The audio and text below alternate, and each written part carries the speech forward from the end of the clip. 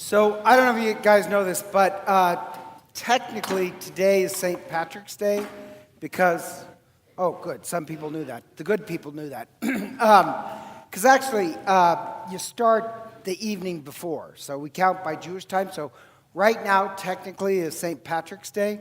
So, it sounds strange. I thought I'd tell you the story of St. Patrick. So St. Patrick, in the 4th century, he actually, and a lot of people don't know this, I'm surprised, he's actually not Irish. He's technically Roman.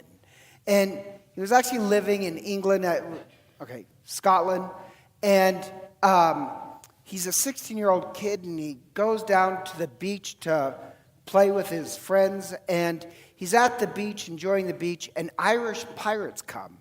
And they capture him and all his friends, and they take him back to Ireland to be slaves.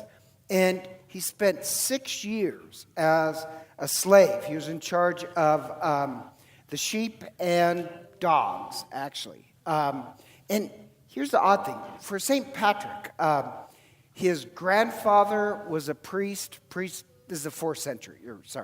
4th century. So priests would marry at that time. His grandfather was a priest. His dad was a deacon. And St. Francis writes in his, autobiography of himself that really he cared nothing about religion. And here he is, a slave in Ireland. He's cold. He was always hungry. He was beaten. And he starts to pray. And over, night and day, he'd pray hundreds of prayers throughout the day. And he has this deep conversion. He prayed so much that, like he said, and I just think this is funny, in his autobiography, that he always felt more comfortable praying in the wilderness or outdoors rather than in a church. Because that's really where he had his spiritual awakening. And he prays, and one day he hears this voice. And the voice tells him that it's time for him to leave. Now, if you're caught running away as a slave, the Irish would kill you.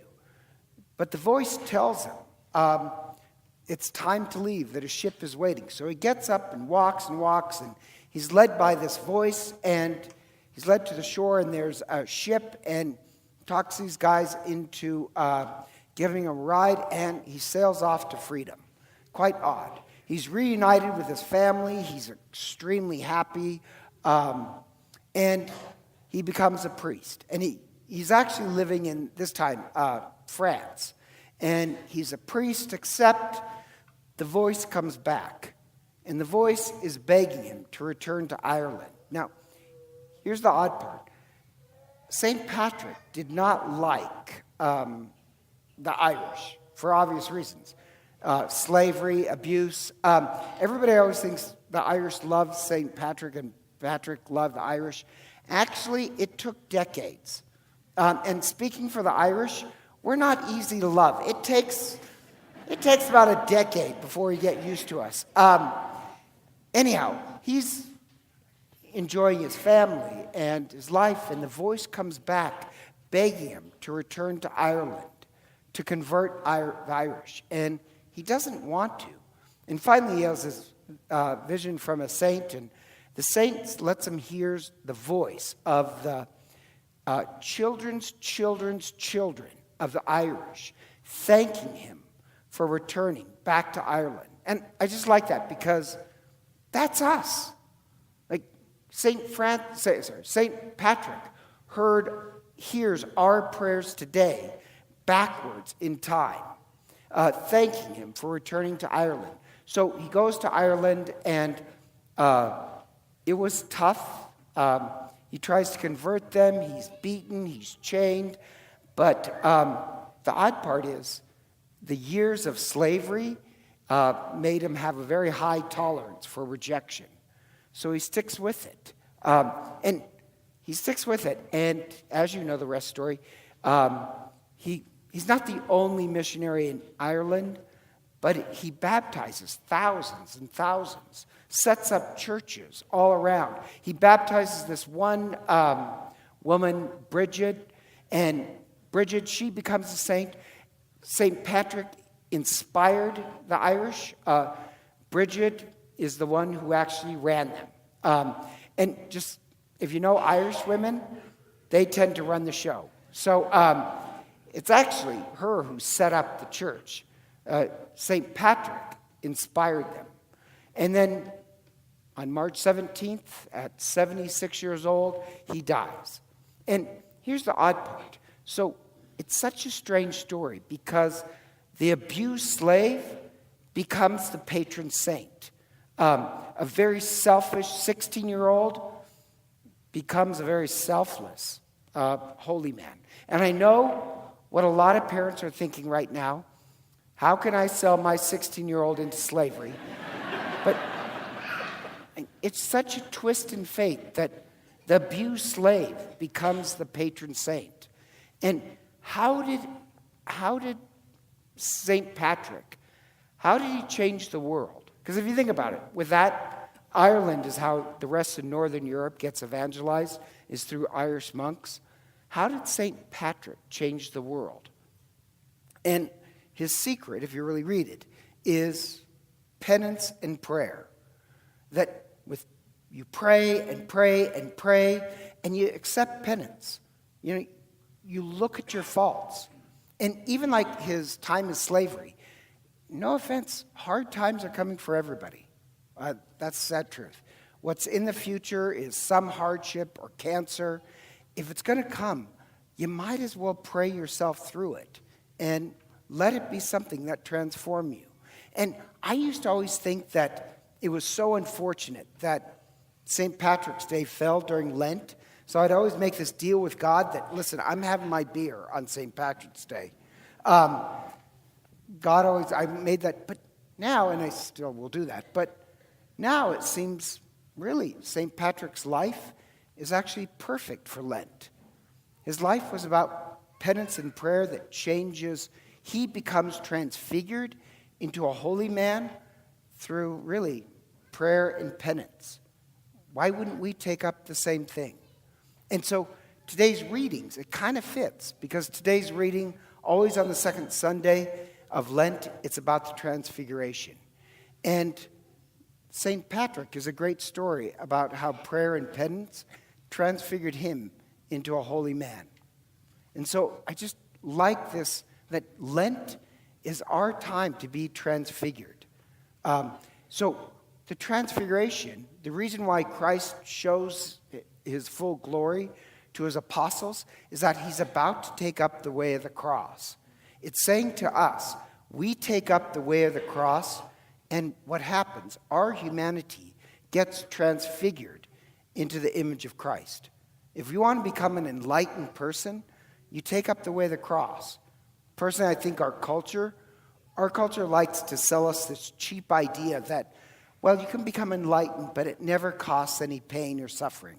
You never really have to examine yourself. It's easy enlightenment. But we'd say, well, real transfiguration comes from the way of the cross, taking up your way. Or look at the story of the Transfiguration. It happens while Christ is praying. And in the Gospel of Luke, Jesus prays the most. So while he's praying, he's transfigured. It's a sign to us that, yeah, you take up this life of prayer, it transfigures us. And the very last line, where you hear the voice of God the Father say, listen to him. Prayer for us should be listening. I hate to tell you this, I think a lot of image of prayer, especially in the United States, is God, give me this, give me that. It's not really listening. You know, my joke is, for most people, they think prayer is intelligent briefings for God of what you want next. Really, it's spending time with God. Or the other one is the cross shows up, where, you know, Jesus speaks with Moses and Elijah, and what they're talking about is his exodus, the cross and resurrection. That's his exodus. And Moses, he's the leader of the first exodus. Elijah, he's one of the prophets who said when the Messiah comes, he'll lead us on a new exodus to a new promised land, heaven. And the way we're going to get there is in this Exodus, as Christ is going to show us. It's through the cross. So even the cross is part of the transfiguration. And the last part, it's kind of funny, where it says Peter is just blown over by this image of the transfigured Christ and Moses and Elijah.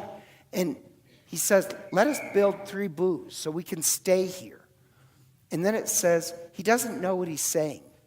Like, the wrong spirituality is to say, well, I just want to stay just as I am always. Our idea is, that's wrong. Year after year, the way of the cross is supposed to transfigure us. If you're the same way you are now that you were last year, that's a sad thing. We're supposed to be slowly being transfigured into who we're meant to be. We're supposed to change every year, not stay the same. So ours is the ways of transfiguration. Or like, I even like the second reading today where Paul says this is a great line. He speaks about the enemies of the cross, which, who are the enemies of the cross? The Minnesotans, I don't know. The enemies of the cross are all those people whose God really is their own desires. They never sacrifice anything for other people. They'll never be transfigured. That's a great line. And even like this week, I get upset with this. A parishioner emailed me because they're off in some other beautiful place. And they said, the priest said for Lent, he said, for Lent, he says, you don't have to give up anything. Why not for Lent? Just enjoy life. And so, when I read that, my first thought was, what a wimpy priest. And I'm mad at the priest because we should be transfigured. And my thought was, kill the weak man. And I've mentioned that before. That line, kill the weak man, it's actually a rugby saying that in rugby, you kill the weak man. If you're going to be a good player, you have to push yourself through pain. I like it as a Catholic idea. Kill the weak man. Why be an enemy of enemy of the cross by always being victim to your anger, your selfishness? We need to kill the weak man. The way of the cross, it's a life of penance. It kills the weak man so that we can be transfigured. That's the transfiguration, is a promise. God promises to transform us if we take up the way of the cross. That's why the first reading was read. The first reading is God making a promise to Abraham. God promises. It's a really big promise, too. So I'm just going to explain it because it's so bizarre. The first reading has Abraham, and God's going to make this promise to Abraham. And so he takes these animals. It was a practice at the time. And you cut the animals in half and put them on an altar. And then what's supposed to happen is that, each person walks through the split animals, and it's saying, if I back off on this promise, let me be destroyed like these animals. The odd part, it's just so you can learn something, it's called self-maledictory oath. It's just a big word. I like that. Self-maledictory oath is, I promise, if I don't do this, may God give me a canker sore. That's a maledictory oath. Or the deacons, I make the deacons take a maledictory oath that their hair turn gray if they ever speak against me. But the odd part is God, the Creator, He enters into this. He says, I promise you. And this image of fire and smoke, can't really picture God, goes in between. And what's odd, if you notice, Abraham never walks in between them. God walks twice or moves through it twice. There's no way Abraham can lose. God promises this. He'll carry it through. I just like it that it's read on the Transfiguration. God wants to transfigure us, give us this illuminated, our best part shine forth. God promises us. All we have to do, like St. Patrick, is take up the way of the cross. So on St. Patrick's Day, I hope to God everybody does hold up a beer. Have a donut, for God's sakes. Thank St. Patrick for returning to Ireland and really changing the world. But on Monday, if you really want to thank St. Patrick, thank him by following the life he followed. He took up the way of the cross, and the slave and the selfish 16-year-old became one of our greatest saints. And so, together, let us stand and profess our faith.